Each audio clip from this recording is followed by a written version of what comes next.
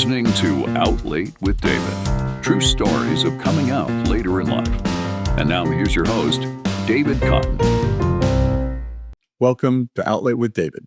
Today's episode is a little different. I'm the guest, and it's also a reminder that it is never too late to become who you truly are. I recently had the privilege of joining Dean Pohlman, founder of ManFlow Yoga and the host of the Better Man podcast, to tell my story of coming out later in life. Dean recognizes that many men, including members of the community he's created, are waking up to deeper truths about themselves. Some are questioning long-held identities. Some are standing at the edge of change. Some are wondering if courage is still available to them. And I remember standing alone in a hotel bathroom years ago, looking in the mirror and whispering words that would change my life forever. In this conversation, we explore what happens when you choose authenticity, even when it disrupts everything you may know. If you're standing at your own edge and asking yourself whether change is possible, or if you need proof that reinvention can lead to a fuller life, I hope this episode gives you that proof. Here's my conversation with Dean Pohlman on the Better Man podcast.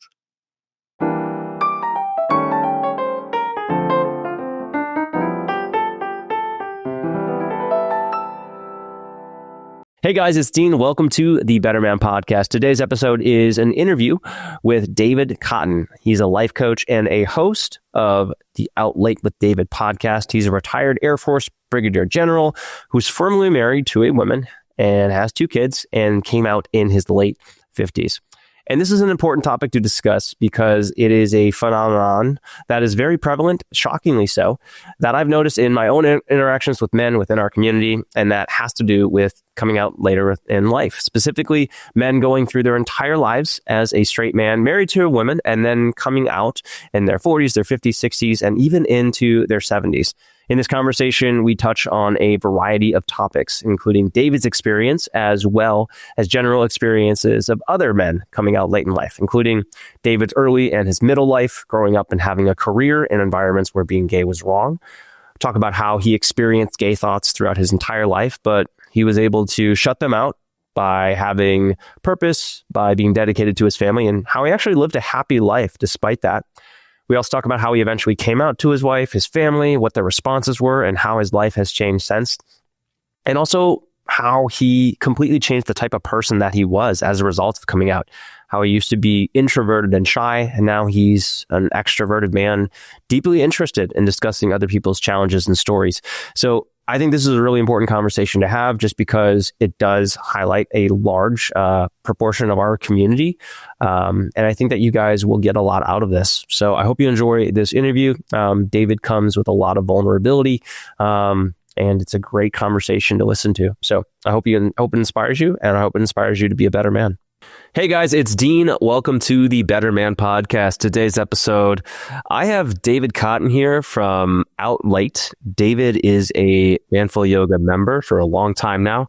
I have seen his life evolve and change over the last decade significantly, and I'm excited to, one way of describing it. And I'm excited to have David on to tell his story. So thank you for coming. Well, Dean, it's an honor to be here. You've been part of my transformation long before either of us knew where my life was taking me and your life was taking you. Yeah. Cool. All right. So where do I start? So I first met David it was probably like 2016, I want to say, maybe 2017. It was. Okay. It was. 2016. And you were part of the members area. You were doing the workouts. I remember you as being one of our, at the time, more significant success stories in the sense of coming in at a certain fitness level and starting to improve in those areas. And then, and then starting to delve into other areas. You were working with my trainer, Jesse, from Central Athlete, and you started lifting weights. And then you got jacked. And then, so you've been, with ManFlow Yoga for a while. And then I started seeing, I think, I can't remember how I learned about what else was going on. And I keep saying what else was going on and, significant life changes, like it's some mystery. But, you've obviously created a whole thing, a whole community, a whole podcast around it. So I don't know. I'll turn it over to you because my question asking ability is apparently not great today. Kaya, we had to put Kaya down yesterday. So I'm operating at, I would say 65 to 70%. So, and I'm so sorry to hear that. I can imagine how that must feel. My little guy, Tucker, I took him to boarding today. So he's running around playing with other dogs, but I know that hits heavy. So I'm with you. Yeah. We knew it was coming, but still. Mm-hmm. So you're working out. So I actually found you before 2016. Yeah. I found you before 2016. I remember watching you on YouTube when I lived in Virginia, and you're out in front of your apartment under, I think, an oak tree, trying to avoid the acorns and bare feet to do your poses before you'd actually started ManFlow Yoga like it has grown today into this great enterprise, helping so many people. And we finally connected when I got to Iowa in 2016, became a member, started with DVDs, and realized the effect it was having on me. I thought I was always in shape. I was a runner my whole life, and that's how I used to keep my mental health stable, was running. And as you know, I had a problem with that for a while. So you actually created some, I think, like David running workouts or something for damaged feet for plantar fasciitis, which I really appreciated that. And even hired you for a while to be my coach. And so you coached me remotely on yoga, which was very helpful. I remember I had my 2 cameras set up so you could see my poses from all angles. Yes. I'm kind of detailed, maybe a bit too much. I'd expect nothing less from a retired brigadier general. So, yeah. So that was part of my fitness journey. And then actually you introduced me to Jesse O'Brien of Central Athlete. And that's when I really got into weight and went from a guy who was almost a 36, 37 inch waist to now I'm 29 or 30. Got down to body fat around 8%. And now it's probably around 12 because can't keep it down there too much. So it really got me focused to realize that for me, my mental health is all around my fitness and my body and how I move and how I wake up each day, because it's the one asset I can control is me, how I think and what I do. And that just changed my perspective and took ownership for my life. And I really, truly believe that having met you and started that fitness journey and built upon what I was already doing, and then Jesse, it gave me the courage to then process who I was with myself. And in the end, in my late 50s, I realized, David, you're a gay man. You've always had these thoughts. You've never done anything with them. You met a beautiful woman, got married, fell in love, had kids, but you live in this conflict all the time that your exercise doesn't resolve. It gave me time to think about it, to do that.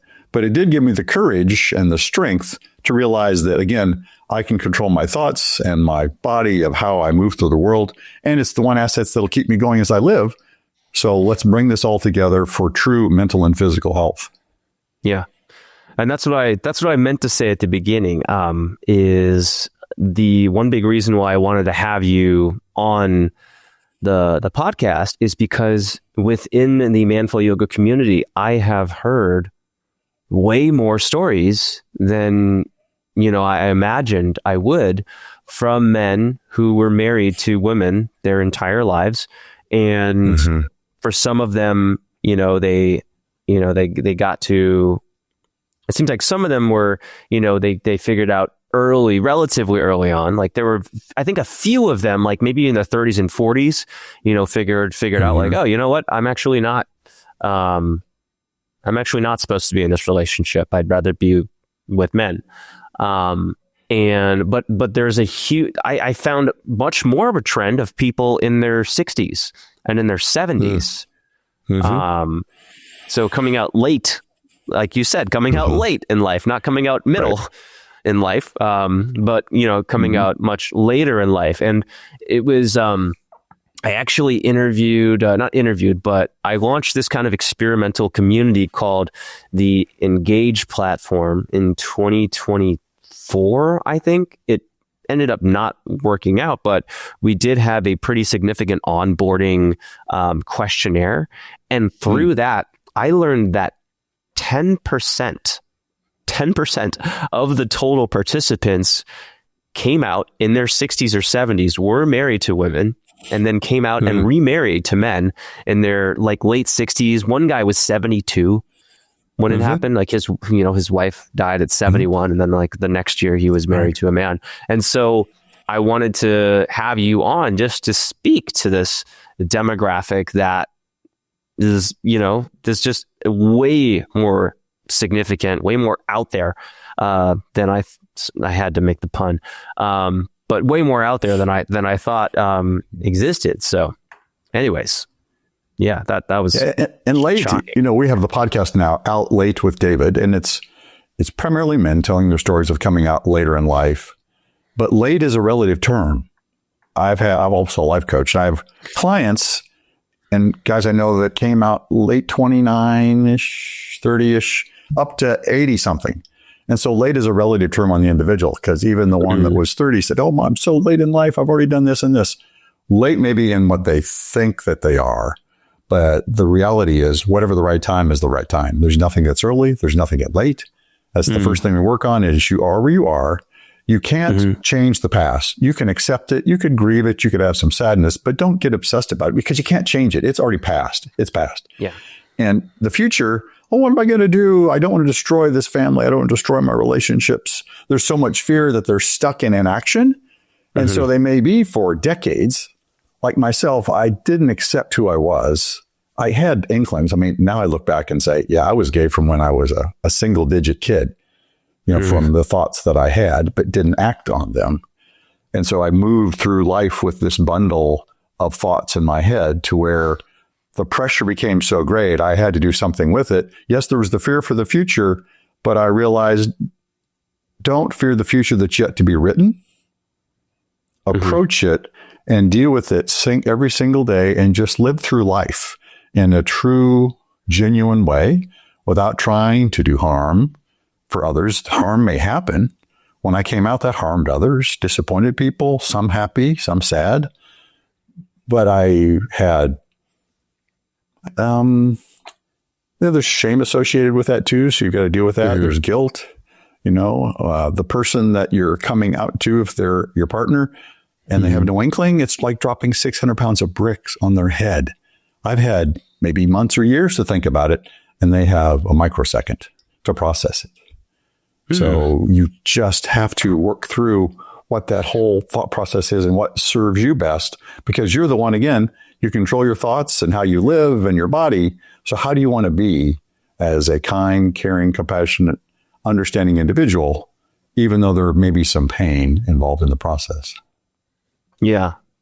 And, that's, I can think about how the fear, I can see how the fear of destroying the family, the shame, the guilt surrounding, just being gay. Because it doesn't matter if you choose to be homophobic, but just because we are in a society, you subconsciously absorb you subconsciously absorb those, that those discriminatory beliefs, those, and that's something that I've realized as I've, this is something that has brought me face to face with a lot of my subconscious homophobia, just because, for the however many years I've been running a community that does have a disproportionately large, audience of and a community of gay men. And so it showed me how there are some ways that in some of my responses or in some of my internal responses to things, I'm like, oh, that, where does that come from? What's the why? Why do I feel that strongly or that angrily toward that response? And just through conversations that I've had with myself, and just getting curious about my own thoughts and my own beliefs, realized, oh, there's a subconscious level of homophobia that I've absorbed just from growing up in society, playing sports. As a kid, not wanting to be labeled as gay myself, not wanting to feel, because I think what also comes with that is this feeling of inferiority, right? It's like, it's a put down. It's not something that, it's something that people have to, I don't know. I'm speaking for a different, demographic, but it's not something that is typically thought of as a positive, in our society. And there's one thing that I can remember being back in college, and I always believed that coming out had to be something that someone did. Like you couldn't just like it had to be this big event, right? And so I remember I had a roommate in college who basically said something to me that happened that was his way of telling me like, oh yeah, I'm gay, right? And for a while I look back at that event and I thought, oh, he's coming out to me. And then I also started to question like, well, why did he have to come out to me to be like, why did he have to do that to begin? Like, why did, like it's like this thing that is expected of gay men, that they have to come out. It's not just, oh no, this guy's gay. Like you don't have to ask. You have to have someone confirm and tell you that they're gay. That was, anyways, that was just some of, those are some of my experiences that I've had and things that I felt worth sharing as this fits into this conversation. And I can understand that of the homophobia. I had it as well. I remember thinking to myself when I was in denial, when someone would talk about, the gay lifestyle, which there is no lifestyle, right. But the gay lifestyle, I'd say as choices. Exactly. I'd say as long as they, live their life and don't thrust it upon me, I'm okay with that. Well, that was my homophobic response to my own thoughts to try to keep myself from accepting that I was gay indeed. It was to pivot and shift to do that. It's interesting. I have no data to back this up, but anecdotally, it seems like sometimes some of the biggest and loudest anti-gay individuals may end up being gay or not straight themselves. And that's just their defensive mechanism to do that, because they have some shame in their culture. They don't want to be that way, or that they don't feel that they can accept because of where they are in life. And they think that there's too much that would be damaged. Which is really sad, because to your point, why should somebody have to come out? I tell people that I coach, you don't have to come out to anybody. I don't remember where I heard this. I did not come up with this, but let people into your life, let them in. So in this case, I would say the roommate felt such a relationship with you as a friend that they believed it be important to be honest and true in the friendship to say, I'm gay or I'm not straight, whatever the situation was. And therefore it helped them be in a better friendship with you and to test the waters to see how you react. If there was going to be something that's going to happen negative, rather find out sooner rather than later. I to this day, if it's not already known, work into the conversation somewhere if I feel it's important based on the ongoing relationship. Because if it's going to be a hard thing for them to overcome and deal with, I'm probably going to move on. Why spend the effort and time if it's going to cause me a lot of negative energy and angst on myself? I used to in the business world, I was a senior leader in a company, and I wore a little pride flash, not a flag, but just the colors here on my lapel, which was one way to telegraph to the world. And I remember it was actually a former podcast guest on Outlay with David said, "Man, I couldn't believe you used to do that. It took so much courage. I can't do that in my company." He'd been out longer than I had. He'd had a partner. He'd raised his kids with his other man, but he just didn't have the courage to do that because he felt there'd be too many negatives in his business life that he'd lose customers and clients. Once he was on the show, that was kind of his way to get over that anxiety, because he went public on a podcast and said I could release it. It took away all that anxiety he had, and it didn't hurt his business. People didn't care. They hired him for his skill and competency, not for his sexuality. Just like, we don't hire you in ManFlow Yoga because your hair color. We hire you because you help us, build and control our body and part of a community of like-minded people that are looking to better themselves.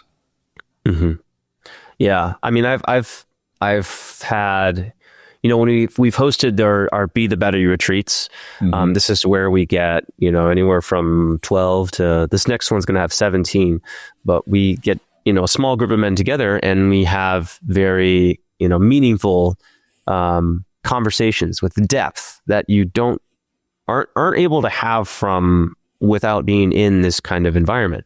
And, when you look around at the demographics there, again, I think it's about 1/3, close to 1/2 gay men.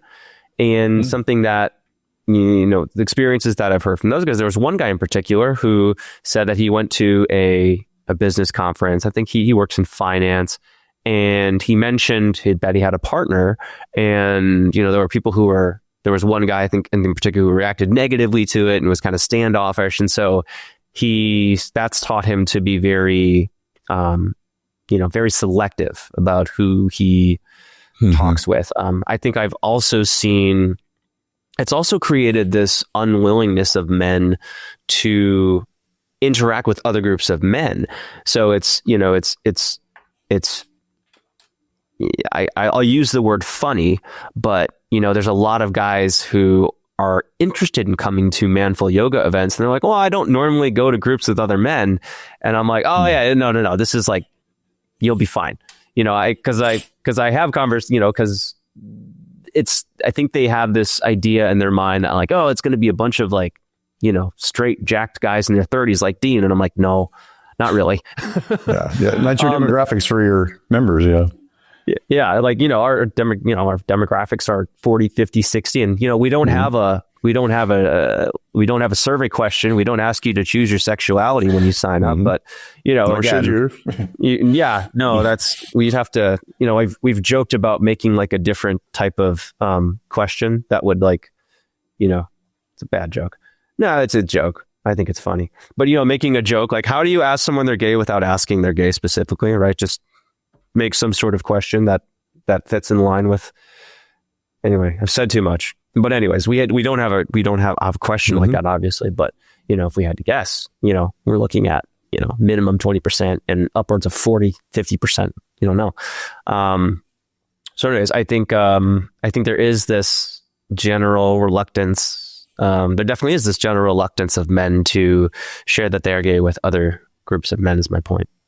Yeah. Well, the interesting thing that came to mind when you were talking there, if the percentage is that high from the LGBTQ plus community as members of ManFlow, what's their motivation? Is it because they are like-minded and just want to be physically fit, or is there some pressure from their being included in their community and they want to continue to look healthy and vital?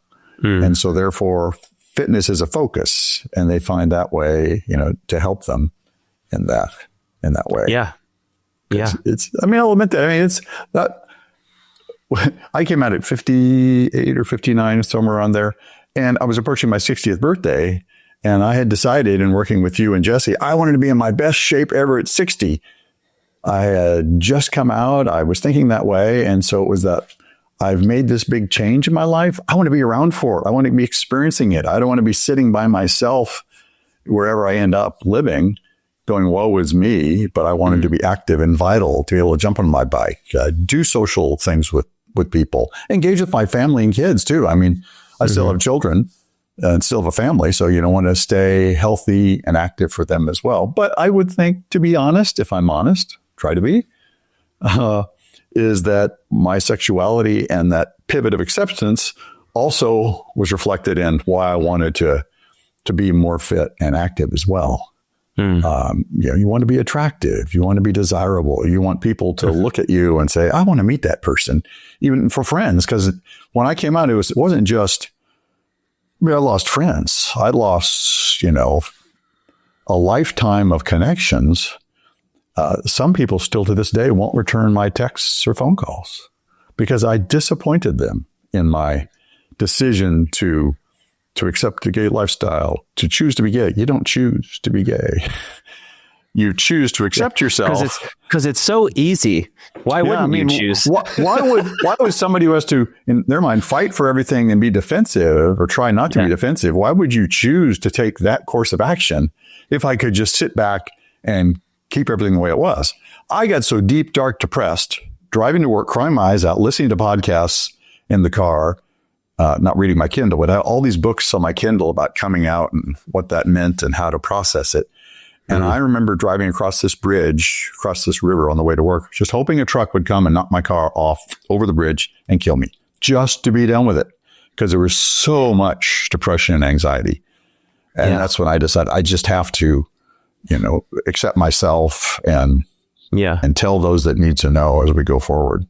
Yeah. So it eventually got to a point where you couldn't hold it in anymore. I could not. Yeah. I could not. And my wife had no idea what was going on. She knew something was going on, but I didn't have the courage to tell her until I finally came out to her and told her, and she had no inkling, no idea at all. Yeah. That's the part that, that's scary to me in some ways, in the sense that, it can just, people without knowing, right, just had no idea. But I also go back to thinking about, and this is the next question I want to ask you, is what were the, I mean, there's a bunch of questions here, but like, what were the early indicators, or how did you just get through life without acknowledging those things? How did you also, how were you and your wife able to have a deep connection and have kids? I mean, I get it. Not as, not all couples are as deeply connected as others, but, at the same time, for Marissa, for example, like if I come home and I didn't do the dishes like she wanted me to, or if like I forgot to do something that she wanted me to, she looks at me, she sees my eyes, and she's like, "What did you do?" I'm like, she knows. Like, there's nothing that I can hide from her. And so it makes me think about, like people in your situation, like how did that just, in my case, I had done nothing, so there was nothing to be guilty of. So there's nothing to see in my eyes. Yeah, all it was my thoughts. And I had those thoughts, and I used to fool myself that those were just normal thoughts, that all guys had these thoughts. You genuinely fell in love with this woman. You had a great dating relationship. We had a great marriage, fell in love, had 2 beautiful children. I was in the military almost 30 years. We moved around the world. We were there together. We had a great life, good extended family. It was all positive. There was nothing negative in that, but these thoughts kept popping up in my head about my sexuality. And now there's a therapist, I think he's Wisconsin or Michigan, Joe Court, and there's the Joe Court test, which there's some shame in actually saying this out loud. When you walk onto a beach, everyone's there, men, women, children, all dressed for the beach. Where do your eyes go? My eyes would go to the men. I was attracted to my wife, loved my wife, but my eyes would go to the men or at large. And that kept coming back in my head once I heard him say that, and said, ooh, if that's the way I'm programmed, that's the way I was designed. My design specification said I'm perspective towards men more than women. So then I thought, am I bisexual? I am not. And I believe in bisexuality. Some think it's just a stepping stone to being gay or lesbian, but I believe in bisexuality. And so for me, it was just keeping those thoughts in my head. And I used to tell people I had a 3-foot mask that I would wear. I'm a much different personality in the way I speak and interact with people. If you've done the Myers-Briggs personality test, I was an INTJ, a very introverted person who'd rather stand behind the plant at a party, and if it worked, as a checklist to get things done and get it done. I realized that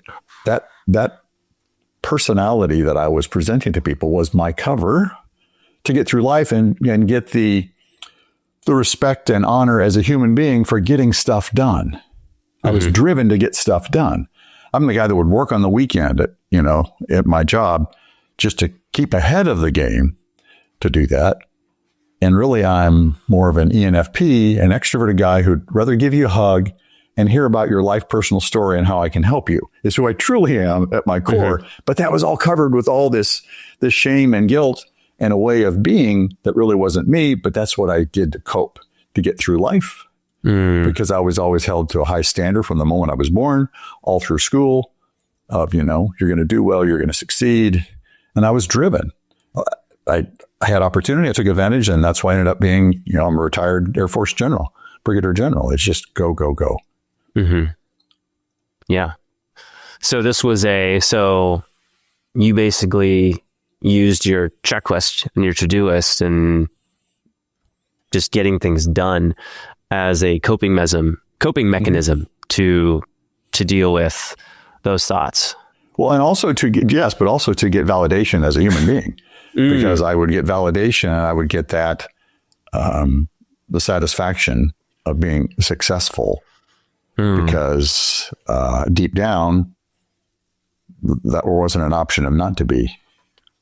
Did you ever slow down enough, or did you ever, finish a significant portion of your to-do list and did you feel those thoughts coming more as you had more mental space? Or I would say there's lots of things. In the military I was in before Don't Ask, Don't Tell, where you always feared of a lifestyle polygraph where they put the strap across your chest and ask you questions and see how the polygraph goes on some positions. So there was that fear. They used to ask 3 questions every time your security clearance came up. Are you a communist? Are you a member of an organization that would advocate the overthrow of the U.S. government or Constitution? Are you homosexual? All 3 of those had to be a no. And if there was doubt, then you were subject to, well, let's ask you more questions, put on a polygraph, and go from there. They don't do that now, I understand. But that was always there. There's only the second question now, I think. I don't think communism is... I'm serious. I think I've gone through the screening process in a different life. And I think the only question that I was asked was, are you an advocate of the violent overthrow of the United States government or whatever those... You remember the question more correctly than I did, but yes. Yes, something like that. Yeah. In your I don't your previous life, I remember that. Yes. We've been in some of the same countries, actually. So that came up. And so there was that part of it, that kind of kept it down. And then by the time that you and I met in 2016, we'd have a few phone calls now and then. I was no longer in active duty. I'd retired in 2011. Don't Ask, Don't Tell ended in that same year. But I still had not accepted who I was. I was no longer a senior executive of the Defense Department because I went back as a civilian and did that. I was now working in a university. And so the different culture, different climate, kids were out of the house in college. So lots of things in life had changed. So I wasn't surrounded by that military pressure that I had before. I didn't have a security clearance anymore. So I didn't get those questions, even though the questions had changed. But that was gone. And I had more time to think and relax, actually, and live life and be introspective. In some ways, the guilt there is that should have been the time to really then double down and enrich the relationship I was in. But I could not get past the fact of the thoughts that coming back of who I really was. And I didn't feel I could live with those thoughts in close communion with my spouse, and I'd be dishonest, and I just couldn't do that. So I had to be honest. Yeah. So being honest, I knew it was going to cause pain and hurt, but I still felt it was best to be honest because I couldn't continue. Again, I wanted that truck to hit my car and knock me over the bridge into the ravine. Yeah, which I think is worth mentioning because you'd rather get hit by a truck than come out. I mean, yeah, well, and unfortunately, people kill themselves. I've had listeners who I have spent time with on the phone, and I do have a therapist, that said they did not kill themselves because they heard the stories of others and they realized that they were not so strange and unique, that they were struggling with the same thing that other guys were struggling with. And this is of all ages. It's a common theme that comes up is that not living seems easier at the moment than living your true self, being true, or living in deception, would be the alternative there. But all it does is move the problem to somebody else. It doesn't solve it at all. And so I'll pause here a second. There is a national suicide hotline, 988. You still dial that on your cell phone, 988, and you immediately get connected to the National Suicide Hotline for mental health reasons. And if you're a veteran, dial 9881, and you get someone who is connected to veterans resources as well to do that. And when I work with clients, one of the first questions I have is, do you have a therapist? Depending on where they are, because I don't do something that a therapist does. I work with people that want to excel, but not somebody who's working through trauma that may be the basis of what their issues are. Yeah. Well, that's good that you're not the life coach that says, I can also heal your trauma. Because that is a different, No, I've spent complimentary consultation calls where I felt that I was not the right fit and they needed to talk to a therapist and they had not. So we bring up the Psychology Today website, start putting in where they live and the filters. And that becomes then the coaching session is the takeaway task is, what are 4 or 5 therapists that you feel comfortable contacting tomorrow to see if you can, engage with them and whether they can help you through what you're working through. That's interesting. I've used the same, different coaching session, but same tactic. I'm like, you seeing somebody, because it sounds like you got a lot going on. So Psychology Today. Anyways, Psychology Today. .com. Yeah. Yes. And the other thing I was thinking is, so you mentioned, obviously, have you been were you in the military your entire life? Did you do? Yeah. In college ROTC, and then full career, almost 30 years. Okay. So started in ROTC. And so being in the military, obviously that's like one community where, this would not be as accepted. And then you're also curious about where you grew up and what was the environment and the community and the values which you grew up in. Yeah. Small Midwestern town, Newton, Iowa. It was the home of Maytag when Maytag had production and executive offices and those types of things. It was in a small town. But I was born in 1959, grew up there in the 60s and 70s. You just didn't identify as being homosexual. For one, in the DSM, that's the Diagnostic Manual for Psychologists and Psychiatrists, homosexuality was listed as a mental illness until 1970. It's in the 70s, early 70s. And so you were mentally ill, which could mean all sorts of things and all types of actions. And then in the military, if you recall from the Eisenhower administration in the 50s forward, there was something called the Lavender Scare. At the same time, there was the Red Scare, hence the your communist question. But the homosexual question came from the Lavender Scare, where if you were considered to be homosexual, of course, you'd have to be closeted because it was a mental illness, and therefore you were compromisable, and therefore you put the country at risk because they could say, oh, we know this guy's queer, therefore we're going to use it against him to get information and compromise him. So that was the rationale for that. But so the culture of the small town, to your point, was I had one friend that I assume was gay. I found out recently, I actually verified he's now died of AIDS. I found out, I believe so, that he was gay, but he never told me. We used to hang out and we were friends, and, we were connected as human beings, but just as emotional friends in that way. So there wasn't there weren't role models. There was nothing to do. And when you did see gay represented things on television, it was usually like there's a comedian who might dress in drag or would just speak so very sassy, that would be kind of stereotypical, like a Paul Lynde or something like that. And you hear negative comments from those in the inner circle of life, relatives or friends, of how that was like, oh, that's disgusting, or that's strange, or, that's cute, but I'm sure glad that there's nobody around here like that, types of things. Just a small community. Yeah.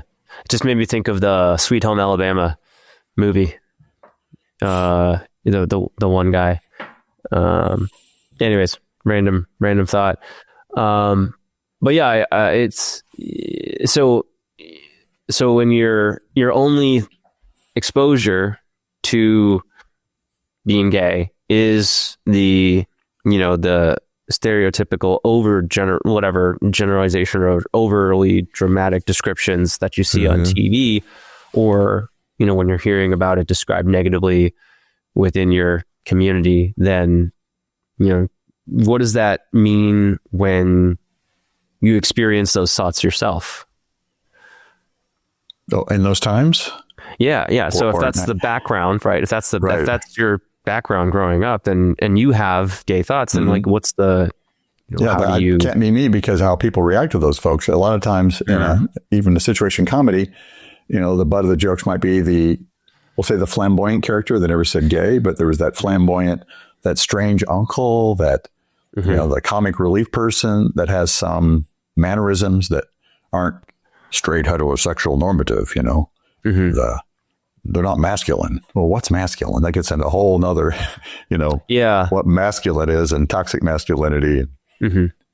Yeah, I remember, just touching on the masculine thing. I think just again, going back to some of those subconscious beliefs that you just absorbed from society, I think I grew up just thinking masculinity is superior. And so the way that I become better is by adopting as many masculine behaviors as possible and looking down on feminine behaviors. I think a much more productive way of thinking about it is by taking away the gender association with feminine and masculine and thinking more about, the comparison or the metaphor of the ship and the sea, or yin and yang, or, something like that. And so that now there's no connotation attached to, oh, I'm a man, so I want to be more masculine, or I'm a woman, so I want to be more feminine, and then I'll be better as a woman or better as a man. Anyways, made me think about that. So you're growing up in this environment where you cannot be yourself. How did that evolve as you got older and you had kids and you were a more independent adult? Well, the thoughts were still there, and as I said earlier, I just thought it was normal, just normal thinking.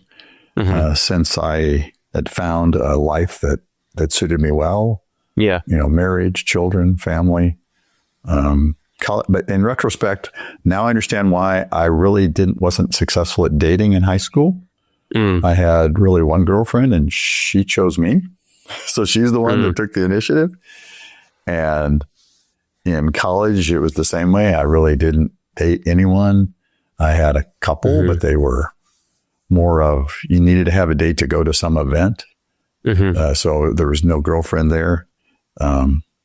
So all these things of the past became more apparent when I accepted myself and looked back in time and say, oh, that's why this and this and this. And that's why I'd rather be doing this than that. Even though just, kind of swim along through life. Yeah. Okay.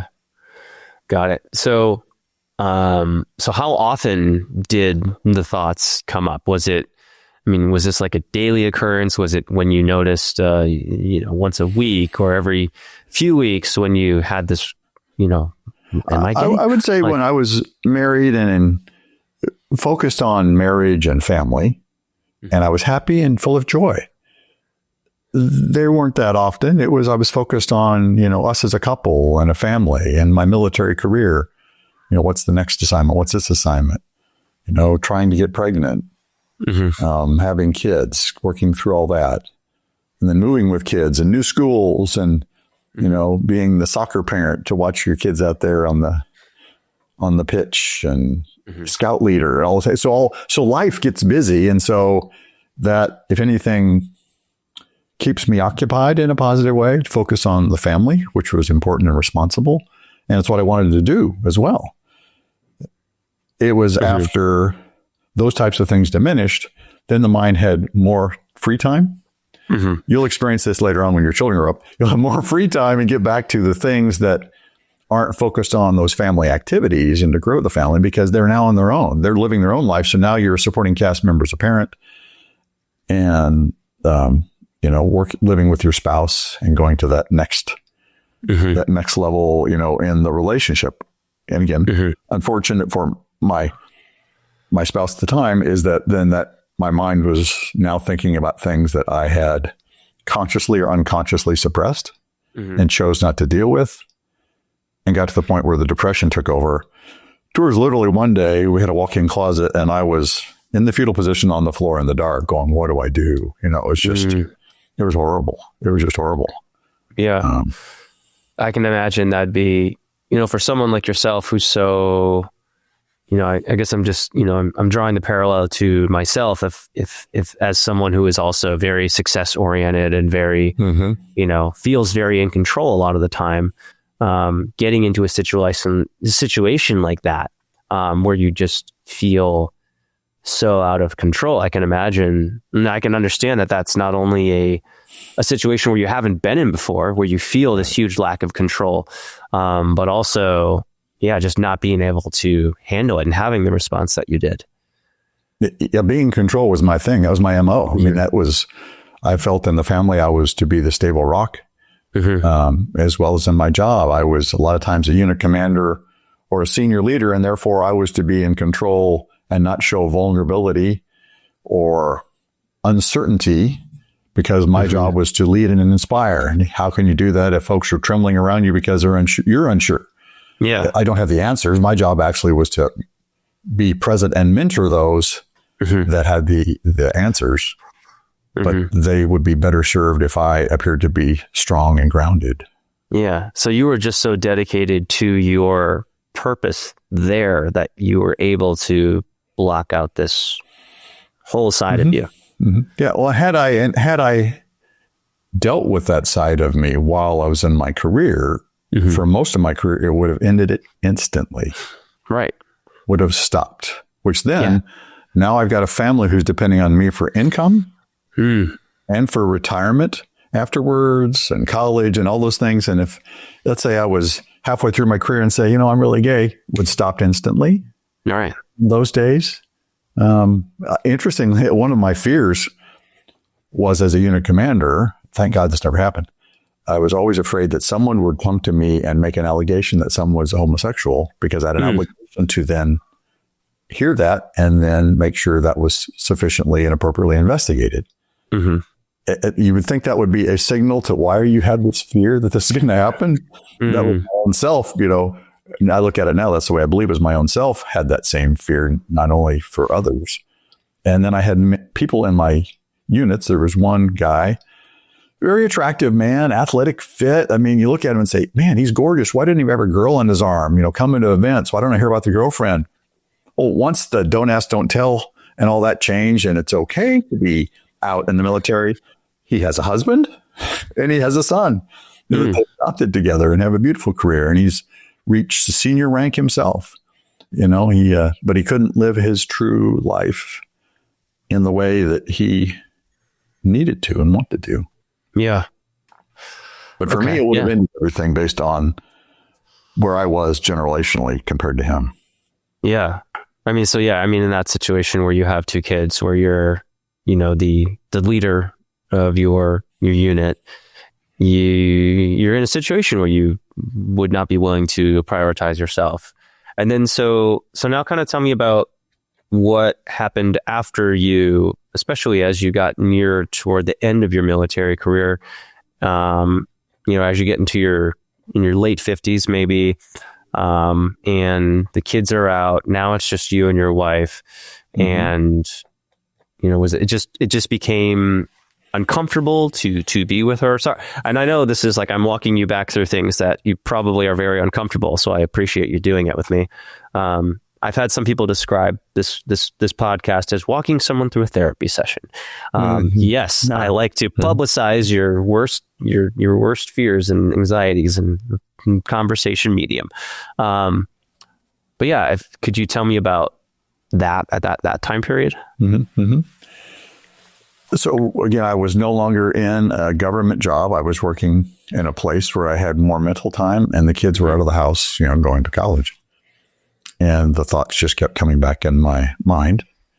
And how did you frame your question again? Yeah. So, so you had this first period of your life where you were, you know, you just shut the thoughts out. And then you had the second period of your life where you're in your 20s, 30s, 40s. You've got kids. They're a priority. You're focusing on your success. You're focusing on your responsibilities as a leader, your role as a father. But then once you get out of those roles and now you're not as active as a parent and you have more time, you have more mental space, and you're no longer working with an organization where you're not allowed to be what you are. Now, how did that start to come out more? And it started to, those thoughts became more, pervasive. They became harder to ignore. Just kind of tell me about that situation. Okay. Thank you. Yeah. There was a moment which it is embarrassing to say this, but I've said it on another podcast, so I'll say it again. I was on a business trip and was sitting, it was in Key West, Florida, which has a large gay population. And I think the business trip was in May. So it's near Pride events and activities that kind of shift around the country depending on weather when they have their little Pride events or things. And was sitting on this patio having a brunch or lunch, and beautiful sunny day, and this little parade goes by, and it's folks waving pride flags, and they're having fun, and they look like so relaxed. And I remember sitting there going, ooh, I wish I was down there with them walking the street right now. That was the first time it really hit me. And that was maybe 20, 17, 18, somewhere in there. Mm-hmm. It really hit me, and that got my mind going. And then I found podcasts like Graying Rainbows, which is no longer produced, but it's still out there. Dr. Ginger Campbell, she was a VA MD, and she has other podcasts which have actually won lots of awards on brain science. Mm-hmm. And listen to her podcasts, and just every time there's a new episode, I'd just chew those up, and I'd cry driving to work, which then got me into books on my Kindle, because a Kindle's a safe space. You don't know what's on my Kindle, but if I carry a book, you can see it. Yeah. Or you go to a bookstore, somebody's going to see me pick up a book, and what are they going to think? Mm-hmm. So you're doing everything on the down low, still not doing anything physically. Never, never, never. I was married, so we got to honor the marriage, 100%. Honor the vows. Read a lot of books, listen to podcasts. And didn't talk to anybody else. It was all in my head. Mm-hmm. And then later on in that journey, I was at a conference in Florida, Orlando, actually. Sitting in the audience, and it was boring. Oh my God, it was boring. It's one of those where you could give all of the lectures yourself, but you were paid to go there. Mm-hmm. So I went into this taking notes and had my Kindle, of course. And that's when I went back to the hotel room that night and looked in the mirror and just said, David Cotton, you're a gay man. Came out to myself. That's the first step. And what's interesting, another guest on my show, she did a small study of men that came out later in life, most in their 50s. Then the mirror was a device that many of us use. We looked in a mirror to look ourselves in the eye and to state our truth out loud with nobody else in the room. And then from that point, it was, okay, now that I've done this, now what do I do? Who do I tell? And so in my case, a friend had come out 20 years before me. And he also was a coach on the side, had been. And so I'm at my house, crouched down outside with the wind blowing. I was raking leaves or something, and I call him on the phone to just tell him, I came out to him. And then he helped me through how to deal with that and how to process it. What I thought was interesting, he said, I thought you were gay 20 some odd years ago. And that's why whenever you were in the area where he lived, that's why I avoided you. Because I didn't want to disrupt your life. I thought, wow, how did he know? But he did. He just sensed it. Yeah. So then coming out to my spouse, that was very impactful, negative, devastating, I guess, my characterization of it, because she didn't have any idea. For the kids, they were accepting. One of the children cried and left the space, but found out later it's because we were the last parents of the friend group that were still married. So they agreed that their parent would be divorced. And the other gave me a big hug. And then later, one of them came out themselves. Wow.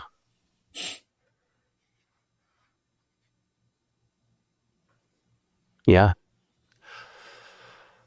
And I sensed there that one then felt comfortable because of the vulnerability I presented. Yeah. They felt comfortable to be themselves. And therefore, I would say to their lifetime advantage, they now get to pursue their life in the way that they feel serves them best and not have to be burdened by what I did for my generation. But even though there's even people that are young today that have those same feelings that I had, even though I was born 59, coming out at age 58, 59, but there's folks that are born in the last 20 years that feel that same pressure. That's why we have the Trevor Project, where it's a great source for anyone to call, but youth for sure, that if they're struggling with those thoughts and how they deal with them and interact with their family, they can go to the Trevor Project. It's even cool on their web browser. I forget they even have a key that you just tap on your keyboard and it makes your screen go blank. So if somebody walks in the room that you don't want to show somebody that you're looking at the Trevor Project website, it'll immediately go away. And they have counselors. A friend of mine here in Palm Springs actually does phone counseling for folks. And it's sad to say, but he's had people who have, committed suicide mid-call because that person is so depressed. I used to be the member of an organization. We give out scholarships for kids that advocated for equality and inclusion in their small Iowa community. And someone come out or transition, but they'd be disowned by their family. So they'd show up for the awards breakfast with a school counselor or a friend because the family had said, that's not us, you're out. So it still happens today. It's not just my generation. It's still happening today. Our acceptance. Yeah. So sad. Yeah. Which is why I'm so vocal now too. I just like the podcast. We don't monetize it. We don't put ads. We just provide it as a service just to get the information out there. We want people to know that they're not unique, that there is a community and they can get through it. It may not seem like it today, but you really can. You've got to do the work. It's not easy. It's just like a workout. Your muscles are going to hurt the next day. Your brain's going to hurt as you go through it. You're going to have some uncomfortable decisions to make, some conscious conversations, but you can come through this, whatever your age is and stage of life. And some choose just to live the life they're in because they feel that serves them better than coming out or letting somebody in. They say, well, I value too much what I'm doing today, so I'll just live the way I have been. Yeah.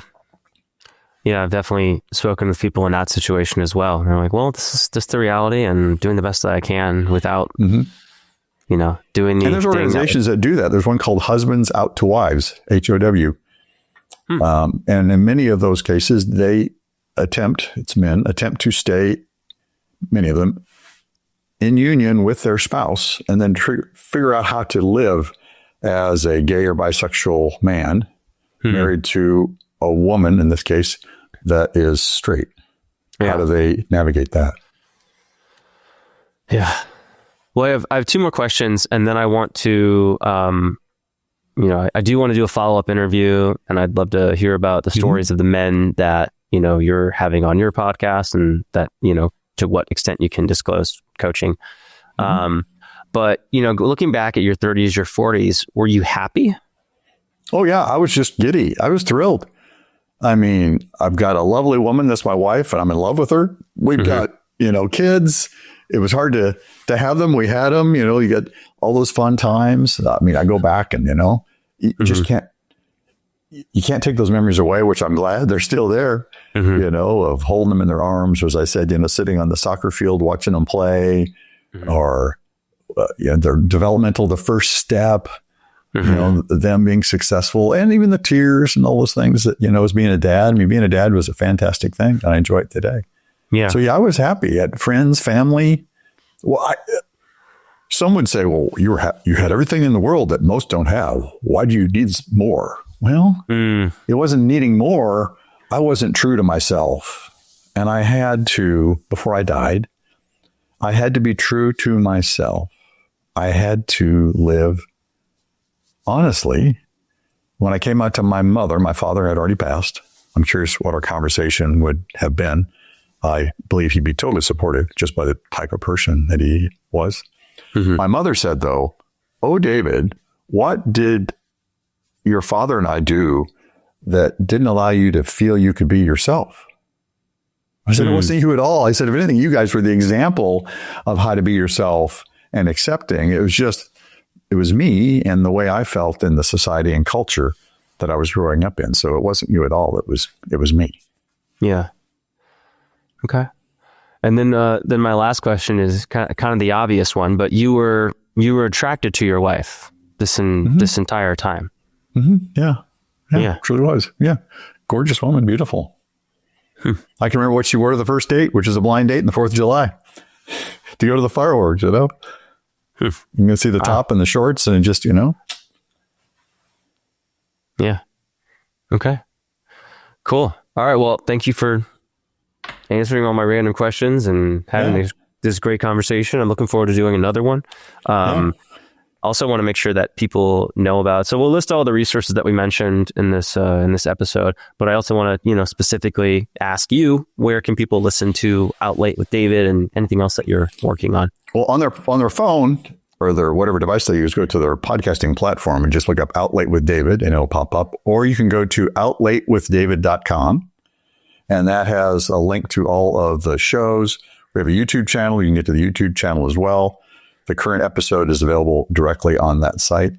There's also links to my coaching, or if they go to davidcotton.com, that gets you to my coaching site, where it tells more about me, and links to if you want to set up a complimentary consultation. And I do lots of those, talk people through some initial stages. Like I said, sometimes it's helping them find resources through Psychology Today, to do that, or to see what their journey is or what their needs are. And when I coach, it's not just on coming out or not. I have the spectrum of folks that want a change in their life, not dysfunction. A therapist gets dysfunction to function. I take you from here to, you want something more in your life that's not there. What is that? But davidcotton.com and outlatewithdavid.com. Okay. Great. All right. Well, David, it's good to catch up. Good to see you again. Yes. Different guy than I've seen on the videos in the past, for sure. Yeah. I mean, totally. But like you mentioned, totally different person. We've both grown. We've both taken advantage of life and have made good things out of it. And I want to thank you for helping so many people that you don't even know. Again, I remember watching you on YouTube, trying not to stand on the acorns, doing poses in Texas, from what you have today. And when you'd call me occasionally when I was working at that university, just to check in, say, how's ManFlow Yoga going? I just want to that really, wow, this guy really cares about his business. He is going the extra mile to reach out and do random calls to his followers. Yes, I remember that. I used to do drives and I would do random calls to people. I would just go through my contact list and I'd call phone numbers.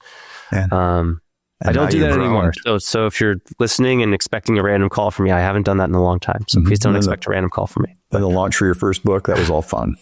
Yes. Yeah. Thank you. Yeah. I appreciate it. All right, guys. I hope you enjoyed this episode. I hope it inspires you to be a better man, whatever that means for you. And I'll see you on the next one. Thanks again, David. Thank you. All right. Bye, guys. All right, guys, I hope you enjoyed that episode. Again, everything from that we discussed in this episode is going to be in the show notes. So look for links in there. I encourage you to check out David's podcast if you want to hear more of these stories. Again, that's called Out Late with David. If you're enjoying this podcast, by the way, please leave a review wherever you listen. Leave a 5-star review. Say something nice. I'd really appreciate it. If you have any desire to learn more about ManFlow Yoga and me, what I do with ManFlow Yoga, check out our free 7-day trial. You can sign up at any time at manflowyoga.com/join. We also have a free 7-day challenge, which you can learn more about. Totally free, no credit card required, at manflowyoga.com/7DC. That's what I've got for you today, guys. I hope you enjoyed this episode. Apologies if I wasn't my usual self. Again, going through some stuff with Kaya passing away recently. And that's it. So I hope to see you guys on the next episode. I hope it inspires you to be a better man. If this conversation resonated with you, I want you to know you're not alone. That's exactly why Outlay with David exists, to create a space for honest stories, courageous conversations, and the reminder that authenticity can be worth the cost. If you're navigating your own coming out, redefining a relationship, or simply asking yourself what it would mean to live more fully, I invite you to explore more episodes here on this podcast. And if you're looking for deeper, more personalized support as you navigate change, I also offer one-on-one coaching for individuals who are ready to step into a more authentic, aligned next chapter. You can learn more at davidcottoncoaching.com. If this episode spoke to you, consider sharing it with someone who might need to hear it. It's never too late. Thank you for listening, and thank you to Dean Pohlman for being on his show, and I'll see you next time on Out Late with David.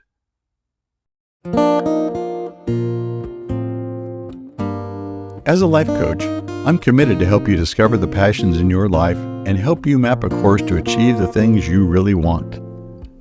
Together, we will unwind those persistent self-doubts that are holding you back. You'll begin to see your passions more clearly and set achievable goals. Throughout your journey, I'll be there to challenge and encourage you in moving forward to discover your authentic self. For more information about my personal life coaching services, or to arrange a complimentary consultation, visit davidcottoncoaching.com. You're listening to Out Late with David.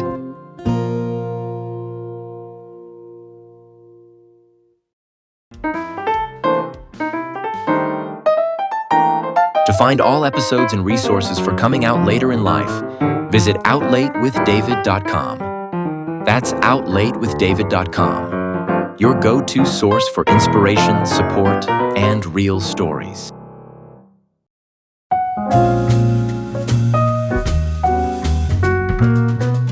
To hear more episodes, visit outlatewithdavid.com. And to learn more about personal life coaching services, go to davidcottoncoaching.com.